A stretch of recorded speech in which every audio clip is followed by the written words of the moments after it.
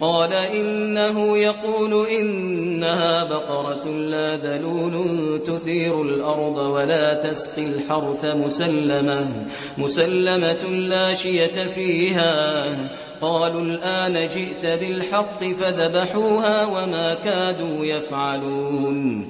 Moses said to them, God says, "It is a cow that is not humiliated to work in tilling the land for agriculture, and is not intended for watering from the bartender, and free of all defects, and there is no sign of a color other than the color of its skin." They said, "Now I came to the truth of the description of the cow," so they had to slaughter it after a long dribbling, and they came close to not doing so because of their stubbornness, and so they stressed, and God emphasized them. وَإِذْ قَتَلْتُمْ نَفْسًا فَادَّارَأْتُمْ فِيهَا وَاللَّهُ مُخْرِجٌ مَا كُنْتُمْ تَكْتُمُونَ.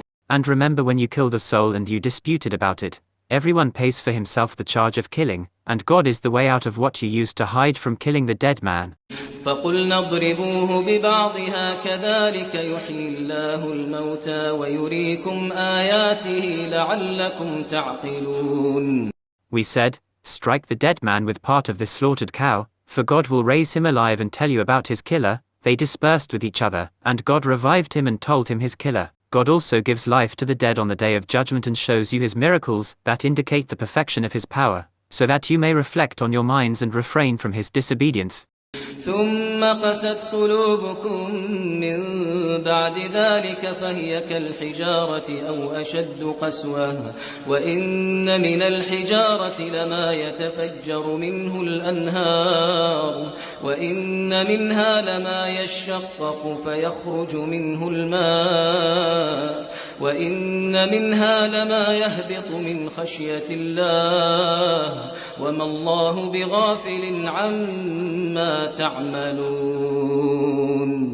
But you did not benefit from that, because after all these miraculous miracles, your hearts intensified and hardened, and it did not do good for them, and they did not recite in front of the dazzling signs that I showed you, until your hearts became like deaf stones, but they are more severe than them, because there are no stones that expands and release, and Allah is not heedless of what you do. أفتطمعون أن يؤمنوا لكم وقد كان فريق منهم يسمعون كلام الله ثم يحرفونه من بعد ما عقلوه وهم يعلمون. Muslims, have you forgotten the deeds of the children of Israel? Did your souls covet that the Jews believe in your religion? Their scholars used to hear God's words from the Torah, and then distort them by distorting it beyond its correct meaning after they understood its truth, or by distorting its words. And they know that they distort the words of the Lord of the worlds intentionally and falsely. وَإِذَا لَقُوا الَّذِينَ آمَنُوا قَالُوا آمَنَّا وَإِذَا خَلَا بَعْضُهُمْ إِلَى بَعْضٍ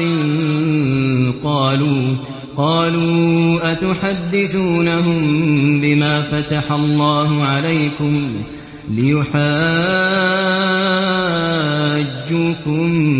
به عند ربكم أفلا تعقلون. When these Jews meet those who believe, they say in their tongue, "We believe in your religion and your messenger preached in the Torah," and when some of these hypocrites leave the Jews to each other, they say in denial, "Take the believers about what Allah has revealed to you in the Torah of the matter of Muhammad, so that they may have the argument against. Don't you understand and be warned?" أَوَلَا يَعْلَمُونَ أَنَّ اللَّهَ يَعْلَمُ مَا يُسِرُّونَ وَمَا يُعْلِنُونَ. Do they do all these crimes, and they don't know that God knows everything they hide and what they show? وَمِنْهُمْ أُمِّيُّونَ لَا يَعْلَمُونَ الْكِتَابَ إِلَّا أَمَانِيَّ وَإِنْ هُمْ إِلَّا يَظُنُّونَ. Among the Jews is a group who are ignorant of reading and writing, and they do not know the Torah and the characteristics of the Prophet of Allah and his messenger Muhammad, may Allah bless him and grant him salvation. And they have nothing but lies and corrupt suspicions. فَوَيْلٌ لِّلَّذِينَ يَكْتُبُونَ الْكِتَابَ بِأَيْدِيهِمْ ثُمَّ يَقُولُونَ هَذَا مِنْ عِندِ اللَّهِ لِيَشْتَرُوا بِهِ ثَمَنًا قَلِيلًا فَوَيْلٌ لَّهُم مِّمَّا كتبت أيديهم وويل لهم مما يكسبون. Destruction and a great promise to the bad podists of the Jews who write the book with their hands, and then they say, this is from God and it is contrary to what God revealed to his prophet Moses, peace be upon him, so that they may take in return for this world offer. They have a deadly punishment for writing this falsehood with their own hands, and they have a deadly punishment because of what they take in return for haram money, such as bribery and others.